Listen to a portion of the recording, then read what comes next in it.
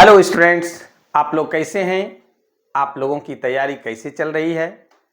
मुझे विश्वास है कि आप लोगों की तैयारी बहुत अच्छे तरीके से चल रही होगी। तो आइए, आज के क्लास में हम लोग जीव विज्ञान विषय के अंतर्गत पांचवा चैप्टर जो है, बहुत महत्वपूर्ण चैप्टर है, नियंत्रण और समन्वय। इस चैप्टर का पहला क्लास आज पढ़ेंगे हम लोग।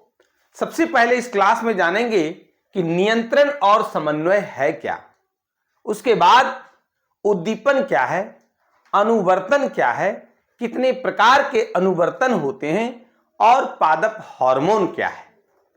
इन सभी बातों की जानकारी हम लोग विस्तार पूर्वक ग्रहण करेंगे। तो आइए देखते हैं। सबसे पहले हम लोग ये जानेंगे कि नियंत्रण और समन्वय, कंट्रोल एंड कोऑर्डिनेशन क्या है। तो सबसे पहले हम लोग ये जानते हैं कि ये जो शरीर का गठन है, चाहे वो पादप का हो यानी पेड़ पौधों का हो या फिर जंतु हो, सबका जो शरीर का गठन हुआ है बाबू, इसका संरचनात्मक, क्रियात्मक एवं वंशानुगत इकाई क्या कहलाता है? कोशिका कहलाता है। और कोशिका के मिलने से क्या बनता है? उत्तक बनता है। क्या बनता है? उत्तक बनता है। इसको सेल कहेंगे। कि सेल कहते किसको हैं? तो कोशिका जीव शरीर की संरचनात्मक, क्रियात्मक एवं वंशानुगत इकाई है और कोशिकाओं के मिलने से उत्तक बनता है, यानी कि समान आकृति तथा एक ही प्रकार के कार्य करने वाले कोशिकाओं के समूह को उत्तक कहते हैं। अब फिर उत्तक के मिलने से अंग बनता है और अंग के मिलने से अंग तंत्र बनता है और अंग तंत्र के मिलने से जीव या व्यष्टि का निर्माण होता है। अब इसमें है कि ये जो अंग है या फिर अंग तंत्र है, शरीर में किस प्रकार से कार्य करता है, किस प्रकार से वृद्धि करता है, इसके कंट्रोल करने के लिए भी प्रकृति ने मानव शरीर हो या कोई भी जीव शरीर हो, पादप हो या जंतु हो, सब में उसकी व्यवस्था की गई है। इसलिए नियंत्रण और समन्वय आवश्यक होता है। अब आइए हम लोग टू द पॉइंट पर आते हैं। कोई भी अंग है, कोई भी अंग तंत्र है, वो किस प्रकार से कंट्रोल होता है, किस हिसाब से वो कोऑर्डिनेट होता है, किस प्रकार से नियंत्रण होता है और किस प्रकार से समन्वय होता है, क्योंकि ये सामंजस्य बैठना बहुत ही आवश्यक है। तो सबसे पहले हम लोग नियंत्रण और समन्वय की बात करते हैं, कंट्रोल एंड कोऑर्डिनेशन की बात करते हैं। तो जीवों के शरीर में प्राकृतिक रूप से उपलब्ध ऐसी रासायनिक और शरीर की क्रियात्मक व्यवस्था जिसके द्वारा क्या होता है बाबू, शारीरिक क्रियाएं आवश्यकता अनुसार नियंत्रण में रहती है, कंट्रोल में रहती है और विभिन्न अंगों के बीच आपसी तालमेल बना रहता है। इसे ही नियंत्रण और समन्वय कहते हैं। नियंत्रण का वास्तव में अर्थ क्या होता है? नियंत्रण रखना, कंट्रोल रखना, अपने अधीन रखना। अब कहिए कि पेड़ पौधे की ही अगर बात करें तो पेड़ पौधों में वृद्धि हार्मोन है, शरीर में ही वृद्धि हार्मोन है, चाहे वो मानव शरीर हो, जंतु का शरीर हो या पादपों का शरीर हो। अब उस वृद्धि हार्मोन को या जो जिसके कारण, जिस रसायन के द्वारा वृद्धि होता है, अगर उस पर कंट्रोल नहीं रहेगा तो इतना शरीर लंबा हो जाएगा कि फिर वो भी संभव नहीं है, वो स्ट्रेट वे में नहीं रह पाएगा, वो खड़ा नहीं रह पाएगा। कहने का मतलब है कि जीवन जीना असंभव हो जाएगा। चाहे वो जंतु की बात करें या फिर पादपों की बात करें, तो कोई भी चीज का नियंत्रण, कोई भी चीज का कंट्रोल होना आवश्यक है। और तब तक आप कंट्रोल नहीं कर सकते हैं जब तक कि उसमें सामंजस्य स्थापित नहीं होगा, समन्वय स्थापित नहीं होगा। अब हम लोग कुछ थोड़ा थोड़ा नियंत्रण और समन्वय के विषय में अभी तक समझ में आया होगा। ये पूरा चैप्टर पढ़ेंगे और हर टॉपिक, चूंकि नियंत्रण और समन्वय से ही जुड़ी हुई बातें हम लोग को सीखना है, इसलिए और आगे धीरे धीरे सब कुछ क्लियर होते चला जाएगा कि किस प्रकार से नियंत्रण होता है, किस प्रकार से समन्वय होता है ना। तो चलिए आगे देखते हैं। एक छोटा सा टॉपिक है उद्दीपन। क्या है? उद्दीपन, स्टिमुलस। क्या है उद्दीपन? हमने लिखा कि वातावरण में होने वाले परिवर्तनों के प्रति जो अनुक्रिया होती है उसी को उद्दीपन कहते हैं। बहुत ही स्पष्ट और आसान शब्द में मैंने लिखा कि वातावरण में होने वाले परिवर्तनों के प्रति जो अनुक्रिया करती है उसको उद्दीपन कहते हैं, स्टिमुलस कहते हैं। अब कहिए इसका उदाहरण, आप चले जाइए रसोई घर में। कहाँ जाते हैं? रसोई घर में। उदाहरण से समझते हैं हम लोग कि उद्दीपन है क्या। और रसोई घर का अचानक से लाइट जला दीजिए। लाइट जलाने के बाद देखिएगा कि अगर रसोई घर में कॉकरोच है, तिलचट्टा जिसको बोलते हैं, अगर वह है तो क्या करने शुरू कर देता है? वो भागने लगता है। क्या करता है? वो भागने लगता है। और यही क्या हो गया? उद्दीपन हो गया। क्या हो गया? उद्दीपन हो गया। क्योंकि वातावरण में परिवर्तन हुआ, अंधेरा कमरा था और वहां क्या हुआ? आपने लाइट जला दिया। क्या किया? लाइट जला दिया। और जैसे ही लाइट जलाया तिलचट्टा भागना शुरू कर दिया। तब ये क्या कहलाया? तिलचट्टा में ये उद्दीपन हो गया, ये स्टिमुलेट कर गया। और उदाहरण से समझते हैं। छुई मुई का पौधा देखे होंगे। छुई मुई का पौधा नाम से क्या पता चल रहा है कि जैसे ही इस पौधे को छुइएगा तो वो मुई यानी वो सिकुड़ जाता है। तो जैसे ही आप टच किए वो सिकुड़ जाता है, इसलिए उसका नाम यह छुई। जैसे ही छुए वैसे ही मुई यानी वो सिकुड़ जाता है। यानी ये भी एक प्रकार का क्या हुआ? उद्दीपन हुआ। क्या हुआ बाबू? उद्दीपन हुआ, स्टिमुलस हुआ, है ना। तो हम लोग क्लियर कर लिए कि उद्दीपन आखिर है क्या। तो वातावरण में अगर किसी प्रकार का कोई परिवर्तन होता है तो हम उसका अनुक्रिया करते हैं, परिवर्तनों के प्रति अनुक्रिया करते हैं और उसी अनुक्रिया को क्या कहते हैं? उद्दीपन कहते हैं। और उदाहरण देखते हैं। जैसे मान लीजिए कि वातावरण का टेम्परेचर जो है, ताप जो है वो क्या होता है?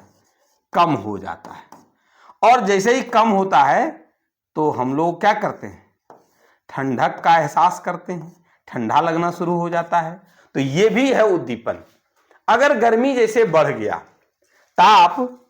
अगर ताप अधिक हो गया, क्या हुआ? अधिक हो गया, तो उस स्थिति में भी हम लोग क्या करते हैं? गर्मी का एहसास होना शुरू हो जाता है। क्या होता है? गर्मी का एहसास होना शुरू हो जाता है। तो यहां पर हम लोग देख रहे हैं कि तापमान, वातावरण में होने वाले परिवर्तनों के प्रति जो अनुक्रिया होती है उसी अनुक्रिया को क्या कहते हैं? उद्दीपन कहते हैं। यहां पर देखिए अनुक्रिया क्या क्या हुआ कि जैसे ही रसोई घर में लाइट जलाए तो तिलचट्टा भागना शुरू कर दिया, अनुक्रिया हुआ। तिलचट्टा का इधर उधर भागना, छिपना अनुक्रिया हुआ। जैसे ही छुई मुई का पौधा को जैसे ही टच करते हैं वो सिकुड़ जाता है, उसका आकार में परिवर्तन आ जाता है। तो आकार में परिवर्तन आना उद्दीपन कहलाया। तापमान में अगर कमी आ गया तो हम लोग ठंडक का एहसास करते हैं।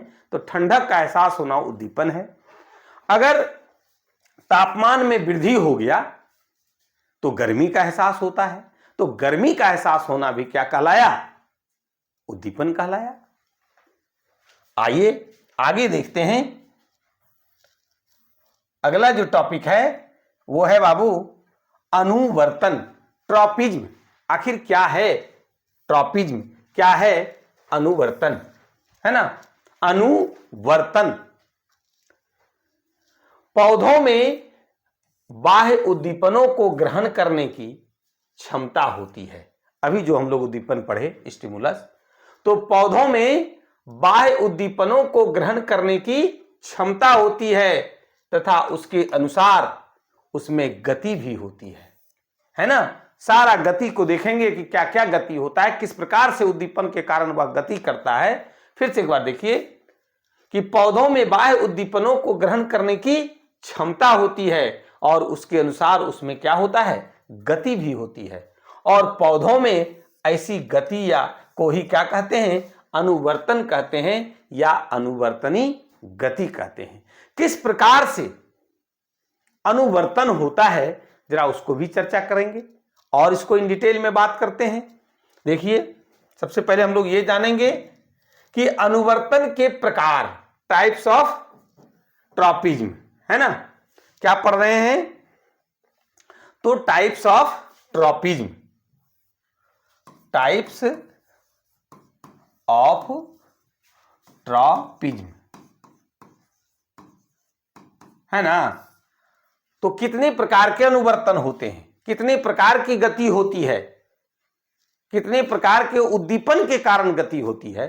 अभी जो हम लोग उद्दीपन पढ़ रहे थे, तो अनुवर्तन 4 प्रकार का होता है। प्रकाश अनुवर्तन, जिसको कि अंग्रेजी में फोटोट्रॉपिज्म कहते हैं। गुरुत्वानुवर्तन, जियोट्रॉपिज्म कहते हैं। रासायनिक अनुवर्तन तीसरा जो है वो है रासायनिक अनुवर्तन, है ना, कीमोट्रॉपिज्म। और जलानुवर्तन, हाइड्रोट्रॉपिज्म। अब एक एक करके हम लोग ये देखेंगे कि आखिर प्रकाश अनुवर्तन क्या है, उसका क्या उदाहरण है। गुरुत्वानुवर्तन क्या है, उसका क्या उदाहरण है।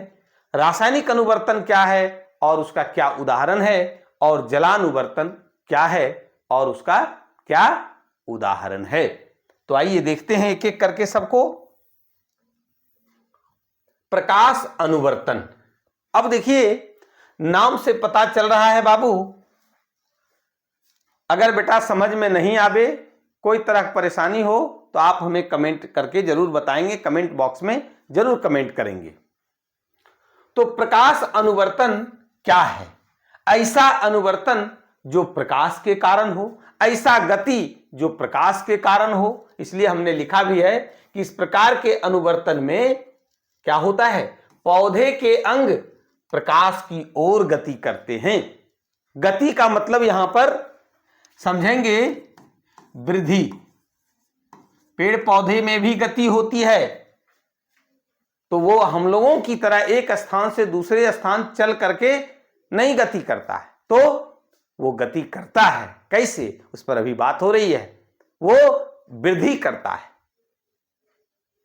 अब यहां पर जैसे प्रकाश अनुवर्तन है, प्रकाश अनुवर्तन का क्या उदाहरण होगा कि पेड़ पौधों का जो तना में वृद्धि होती है, गति होती है, वो किस ओर होती है? प्रकाश की ओर होती है। कैसा होता है? प्रकाश की ओर होता है। क्योंकि पेड़ पौधा में जो होता है, ये मान लीजिए जड़ है ना, तो ये जो जड़ है और ये क्या है? तना है, स्टेम है। ये तना किधर वृद्धि कर रहा है? ऊपर की ओर करता है, और यानी प्रकाश की ओर ये वृद्धि कर रहा है, प्रकाश की ओर गति कर रहा है। पत्ती देखे होंगे, पत्ती जो है वो किधर वृद्धि करता है, किधर गति करता है? तो प्रकाश की ओर करता है। तो तना में वृद्धि, पत्तियां जो होती है वो किधर वृद्धि करता है? ये भी प्रकाश की ओर करता है, प्रकाश की ओर करता है, यानी ऊपर की ओर ये वृद्धि करता है। तो इसको हम लोग क्या कहेंगे? प्रकाश अनुवर्तन कहेंगे। यानी प्रकाश अनुवर्तन में पौधे के अंग प्रकाश की ओर गति करता है, प्रकाश की ओर वृद्धि करता है बाबू। आगे है बेटा, इसी का दूसरा जो टाइप है जियोट्रॉपिंग। क्या है? गुरुत्वा अनुवर्तन। गुरुत्वा शब्द गुरुत्व से आया है। किससे आया है? गुरुत्व। और गुरुत्व शब्द कहां से आया है? गुरुत्वाकर्षण से आया है। कहां से आया है? गुरुत्वाकर्षण से आया है। अब गुरुत्वाकर्षण किसको कहते हैं? तो जिस बल के कारण पृथ्वी किसी वस्तु को अपनी ओर क्या करती है? वो खींचती है, वह बल गुरुत्वाकर्षण बल कहलाता है। अब यहां देखिए, इस प्रकार के अनुवर्तन में पौधे के अंग क्या करता है? गुरुत्वाकर्षण की दिशा में गति करता है। अब गुरुत्वाकर्षण किस ओर लगता है? तो गुरुत्वाकर्षण पृथ्वी की अपनी ओर खींचता है ना? क्या करता है? गुरुत्वाकर्षण पृथ्वी अपनी ओर कोई वस्तु को खींचता है। तो उस स्थिति में देखिए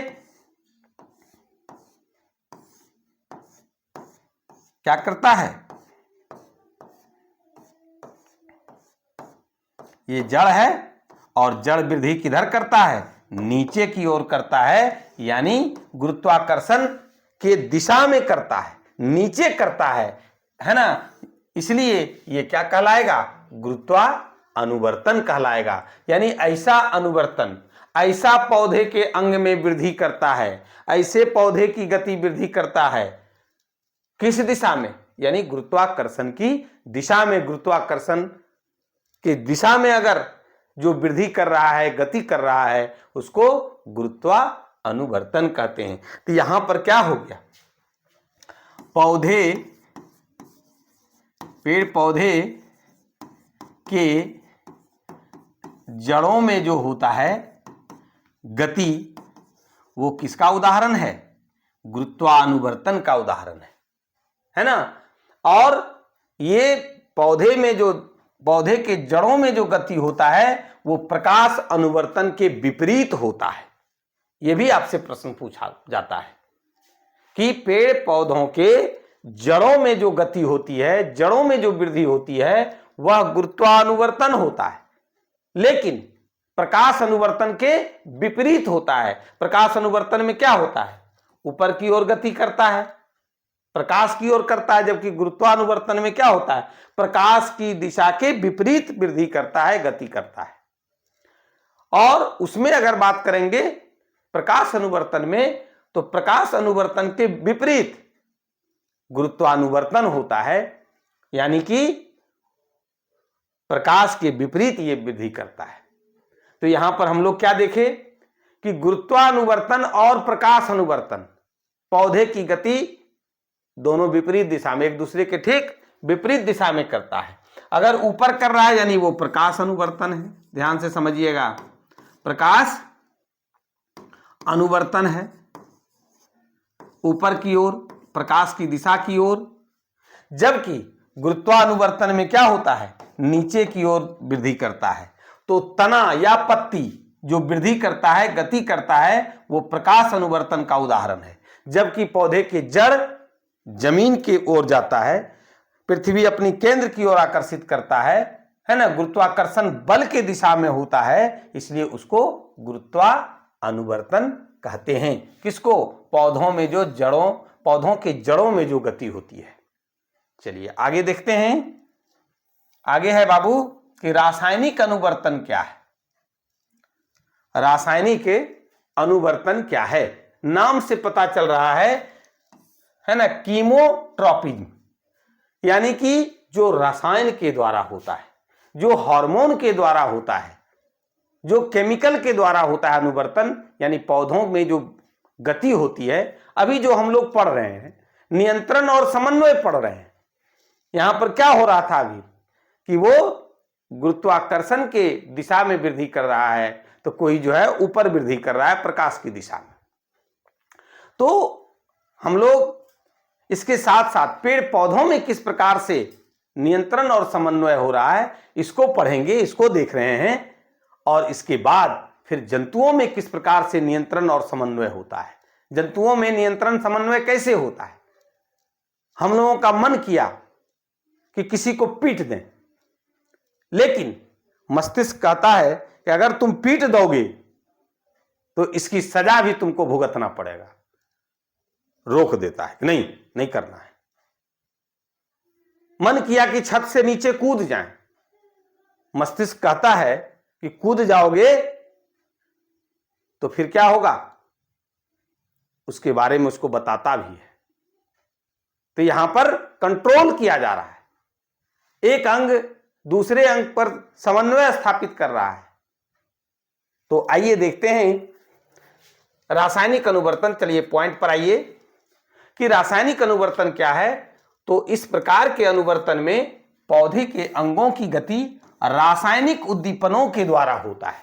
क्या होता है, रासायनिक उद्दीपनों के द्वारा होता है। अब रासायनिक उद्दीपन है क्या, किस प्रकार से यह होता है।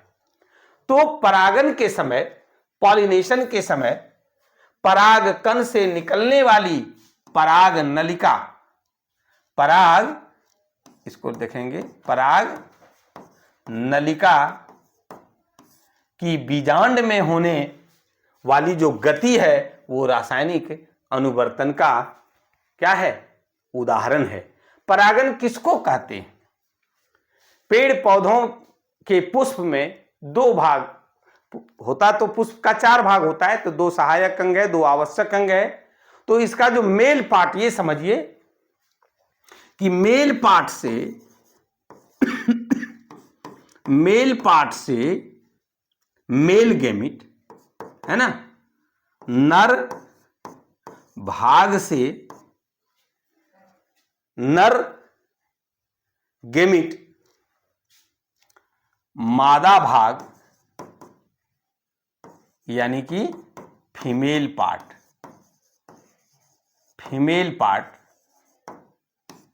पर जो पहुंचता है, और यही पहुंचने के क्रिया को क्या कहते हैं, परागन कहते हैं, है ना।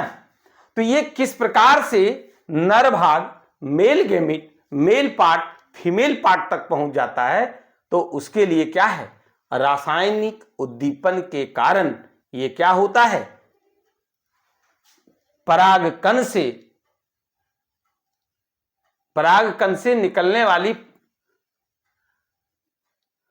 जो है पराग कण निकल करके पराग नलिका की बीजांड में पहुंच जाता है। तो ये जो पराग कण पहुंचा कहां, बीजांड में, मेल पार्ट कहां पहुंचा, फीमेल पार्ट में, और यही पहुंचने की क्रिया को परागन कहते हैं। तो ये हुआ किस तरह से, किसके कारण हुआ, तो ये रसायन के कारण होता है। और इस प्रकार का जो उद्दीपन होता है, इस प्रकार की जो गति होती है, इस गति को क्या कहते हैं बेटा, रासायनिक अनुवर्तन कहते हैं, केमोट्रॉपिज्म कहते हैं। क्या कहते हैं, केमोट्रॉपिज्म कहते हैं, है ना। तो ध्यान रखेंगे कि रासायनिक अनुवर्तन जो होता है उसमें पौधों के अंग का जो गति होता है, उद्दीपन होता है, वृद्धि होता है, वो रासायनिक उद्दीपनों के कारण, रसायनों के कारण होता है। और रसायनों के कारण जो होता है उसको हम लोग क्या कहते हैं, रासायनिक अनुवर्तन कहते हैं। नाम से पता चल रहा है, नाम से ही उसको तोड़ दीजिए। रासायनिक अनुवर्तन यानी रसायनों के द्वारा जो अनुवर्तन होता है उसको रासायनिक अनुवर्तन कहते हैं। गुरुत्वानुवर्तन यानी गुरुत्वाकर्षण की दिशा में जो अनुवर्तन होता है उसको गुरुत्वानुवर्तन कहते हैं। प्रकाश अनुवर्तन यानी जो प्रकाश की दिशा में अनुवर्तन होता है, प्रकाश की दिशा में जो गति होता है, प्रकाश की दिशा में जो दीपन होता है, प्रकाश की दिशा में जो वृद्धि होता है, उसको प्रकाश अनुवर्तन कहते हैं। चलिए इसी का जो चौथा टाइप है जलानुवर्तन। हाइड्रोट्रॉपिक, ये इसको भी अलग कर दीजिए, पता चल जाएगा जलानुवर्तन, है ना बाबू। यानी जल प्लस अनुवर्तन, कहने का मतलब हुआ कि जल के कारण जो वृद्धि होता है या गति होता है उसको क्या कहते हैं, जलानुवर्तन कहते हैं। यानी इस प्रकार के अनुवर्तन में पौधे के अंग की गति जल की दिशा में होती है, जल की ओर होती है।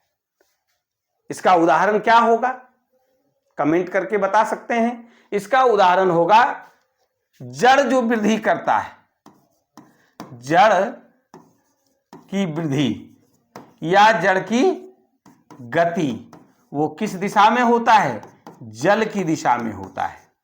आप देखिए कि घास वहीं उगता है, घास वहीं उगता है जहां क्या होता है, जल होता है। और अगर घास आप लगाए और एक तरफ है सूखा, एक तरफ सूखा हुआ है और दूसरे तरफ क्या है, भींगा हुआ है, दूसरी तरफ क्या है, भींगा हुआ है, तो आप ये गौर करिएगा कि घास का वृद्धि, जो घास का जड़ है या उसका जो भी है, घास किधर वृद्धि करता है, जिधर भींगा हुआ होता है उधर ही वो ज्यादा वृद्धि करता है। यानी वो किस ओर गति किया, किस ओर वृद्धि किया, तो जिधर जल उसको मिला, क्योंकि जल से क्या करता है, वो प्रकाश संश्लेषण की क्रिया करता है, भोजन तैयार करता है, इसलिए उसका वृद्धि भी जल की ओर ही होता है। जिधर सूखा हुआ भाग है उधर होता है या फिर कम होता है, नहीं के बराबर होता है, या धीरे धीरे फिर वो मर जाता है। तो यहां पर जो हम लोग मुख्य रूप से क्या देख रहे हैं कि जिधर वृद्धि किया, तो किधर वृद्धि किया, जल की ओर किया। यानी कहने का मतलब अनुवर्तन हुआ, गति हुआ, वृद्धि हुआ, लेकिन किधर हुआ, जिधर जल है। यानी जल के कारण जो अनुवर्तन होता है, जल के कारण जो वृद्धि होती है, उस वृद्धि को, उस गति को, उस अनुवर्तन को जलानुवर्तन कहते हैं। क्या कहते हैं बाबू, जलानुवर्तन कहते हैं। अब आइए नियंत्रण और समन्वय, कंट्रोल और कोऑर्डिनेशन के तहत हम लोग पढ़ेंगे कि पादप हार्मोन क्या है, फाइटो हार्मोन क्या है। पादप और हार्मोन, देखिए दो शब्द हम लोग पढ़ रहे हैं, पादप और हार्मोन। यानी कि पेड़ पौधों में जो हार्मोन होता है, पेड़ पौधों में जो हार्मोन होता है उसको क्या कहते हैं, पादप हार्मोन कहते हैं। वही चीज हमने लिखा भी है कि पौधों की जैविक क्रियाओं के बीच समन्वय स्थापित करने वाले रासायनिक पदार्थ को क्या कहते हैं बाबू, पादप हार्मोन कहते हैं। पेड़ पौधों में जैविक क्रियाओं के बीच कोऑर्डिनेशन स्थापित करने के लिए, समन्वय स्थापित करने के लिए जो रासायनिक पदार्थ है उसको क्या कहते हैं, पादप हार्मोन कहते हैं, फाइटो हार्मोन कहते हैं। अब बहुत सारा क्रिया है, बहुत सारा काम है जो कि क्या होता है, पेड़ पौधों में हार्मोन का स्राव होता है। और हार्मोन जो एक अंग से दूसरे अंग में जो जाता है वो किस क्रिया के द्वारा जाता है, वो विसरण क्रिया के द्वारा जाता है और उसमें समन्वय स्थापित करने का काम करता है। अब है कि वो जैविक क्रिया क्या है, तो विभिन्न तरह के उपापचयी क्रिया।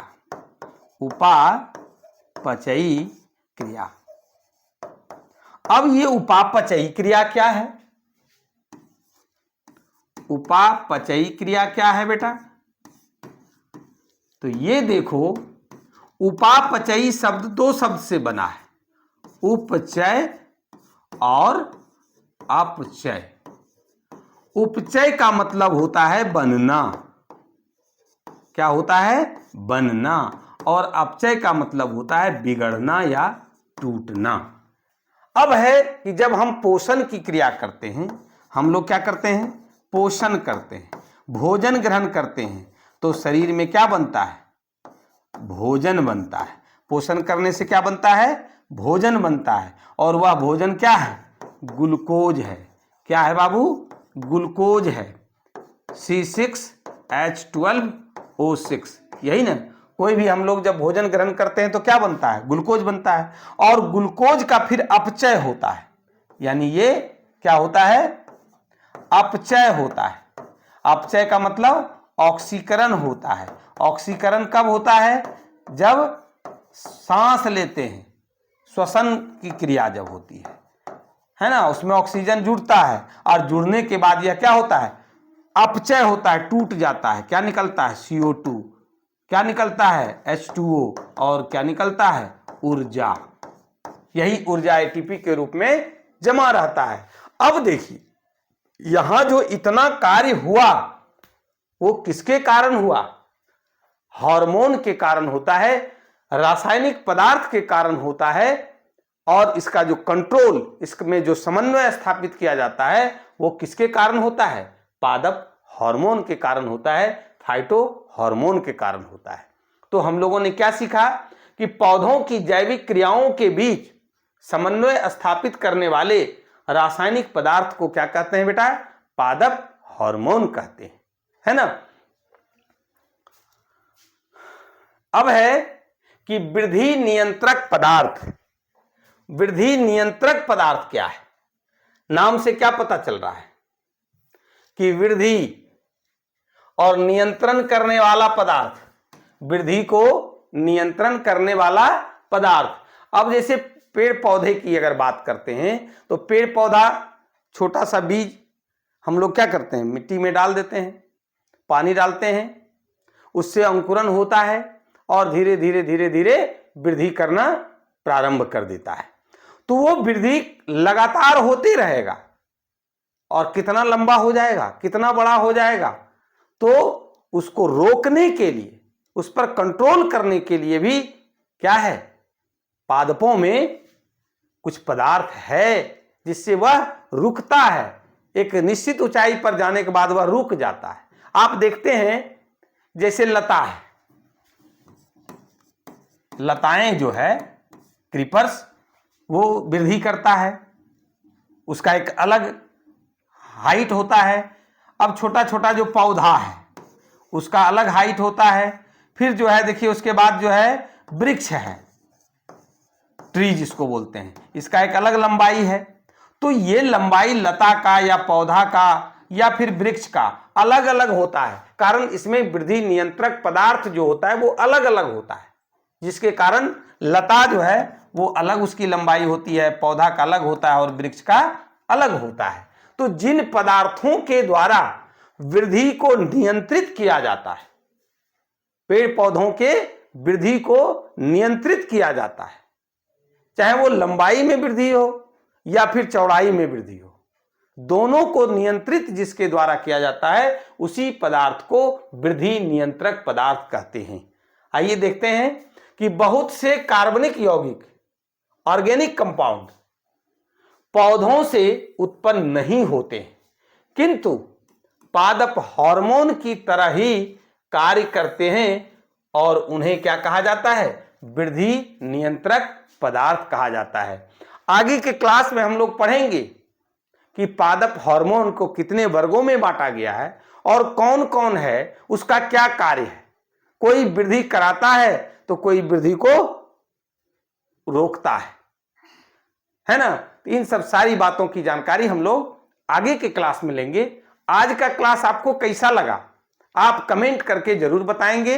अगर वीडियो अच्छा लगा हो तो लाइक और शेयर जरूर करिएगा। जो लोग अभी तक चैनल को सब्सक्राइब नहीं किए हैं, चैनल को अवश्य सब्सक्राइब कीजिए ताकि हम जो भी वीडियो डालें आपके तक तुरंत पहुंच जाए। आज की क्लास में बस इतना ही। धन्यवाद।